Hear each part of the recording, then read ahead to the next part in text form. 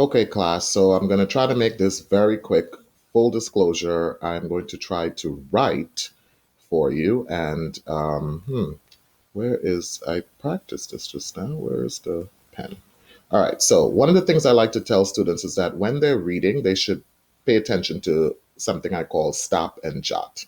Let's make this a presentation style so you can see it a little larger. And one of the things that I know that helps me as a reader, this is specifically for a reading strategy, is to annotate my text and then I jot down the ideas that I found. So I'll show you first how to annotate. So this text is called Crocodiles, the Cousins of Dinosaurs.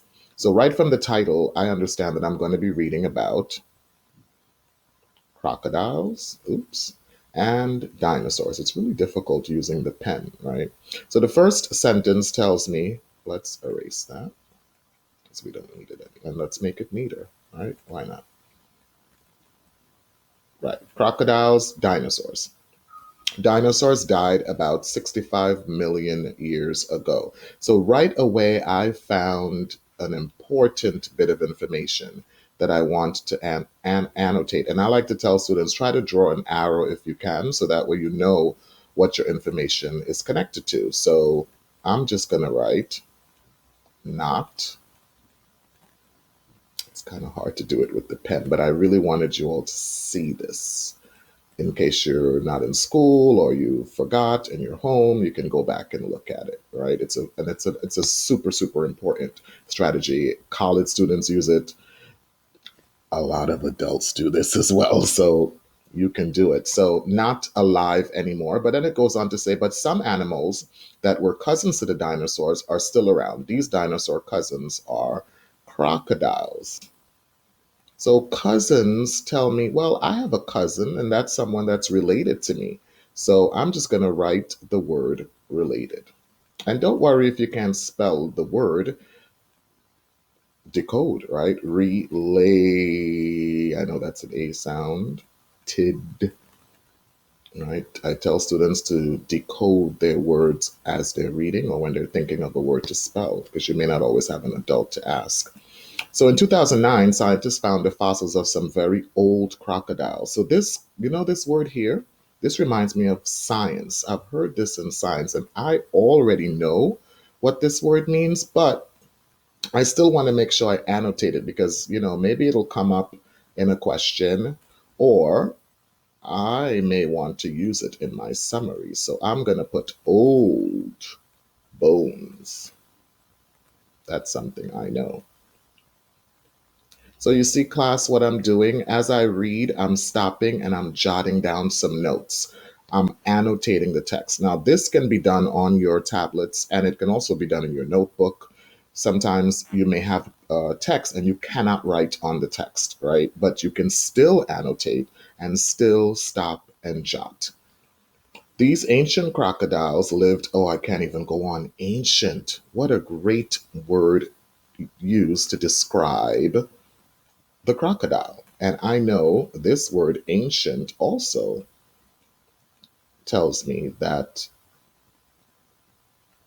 another word, old, vocabulary word ancient. And when I think of ancient, I think of old, not like me, but like dinosaurs, right? And my connection to that is 100 million years ago. If they are ancient and they lived 100 million years ago, they're not young. They were not exactly the same as crocodiles today, but they were very close. The fossils showed scientists that there were different kinds of ancient crocodiles. So the fossils showed the scientists. So this definitely helped. So if, again, these notes are for you. So you decide where you want to put your notes. I like to put them in my notebook. And if I can write on the text, I like to write on the text. Others were 20 feet long and had 3 rows of teeth. These toothy crocodiles even ate dinosaurs. Ooh, so that must mean they're not vegetarians because I know vegetarians do not eat meat. That's something I know. So I am making a really strong connection right with this section. So I'm going to say, I know They are meat eaters.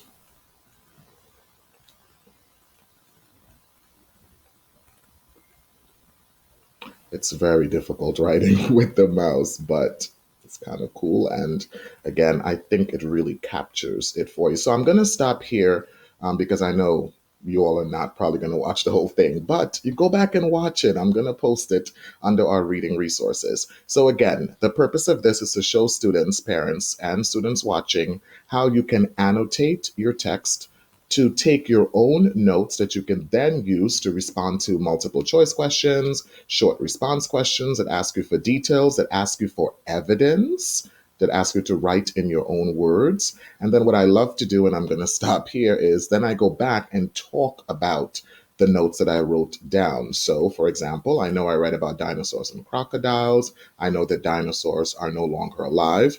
I know that crocodiles are related to dinosaurs.